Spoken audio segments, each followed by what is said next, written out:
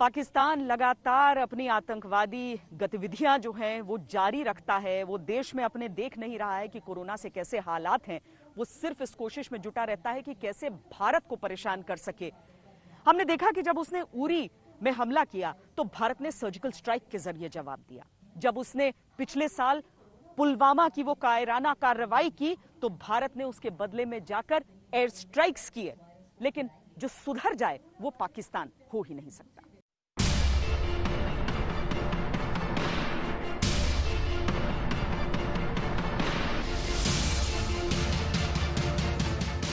पिछले साल इसी पुलवामा में पाकिस्तान के सिखाए पढ़ाए आतंकवादियों ने जो कुछ किया, उससे हिंदुस्तान का गुस्सा 7वें आसमान पर पहुंच गया था।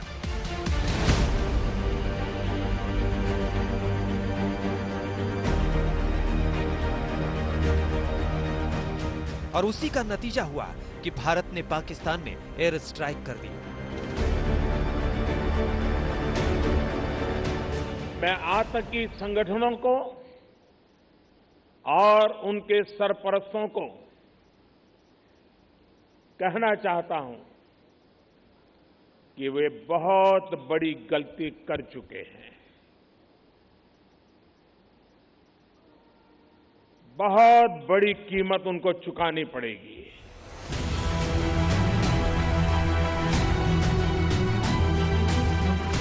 पाकिस्तान ने खुद को भारत का एक ऐसा दुश्मन बना दिया है जिसमें बस प्रधानमंत्री या राष्ट्रपति बदलते हैं, लेकिन उस देश का आतंकवादी नजरिया नहीं बदलता। पाकिस्तान ने इमरान खान के राज में पिछले साल 138 बार घुसपैठ की। सीजफायर का उल्लंघन पिछली बार 3168 बार की और इस साल फरवरी तक ही 646 बार। जिस समय कोरोना से दुनिया त्रस्त है, खुद पाकिस्तान का हाल बेहाल है, लेकिन उसने कश्मीर में अपना आतंकवादी सरगना रियाज नाइकू को बनाया तो उसका काम तमाम हो गया। अब गाजी हैदर मौत का इंतजार कर रहा है। हर यूनिट को कई टास्क दिए जाते हैं और उस टास्क के मुताबिक वो अपना प्लानिंग करते हैं और कई बार उस प्लानिंग के हिसाब से वो कामयाब भी हो जाते हैं टेररिस्ट को एलिमिनेट करने के लिए और लीडरशिप को एलिमिनेट करने के लिए। तो ये कार्रवाई हर यूनिट इसी तरीके से करती रहेगी।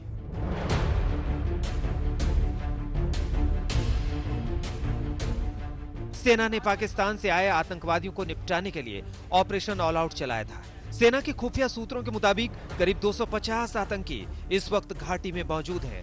इनमें 70 विदेशी आतंकवादी हैं। खुफिया जानकारी के मुताबिक पाकिस्तान के लॉन्च पैड इन दिनों आतंकियों से भरे हुए हैं।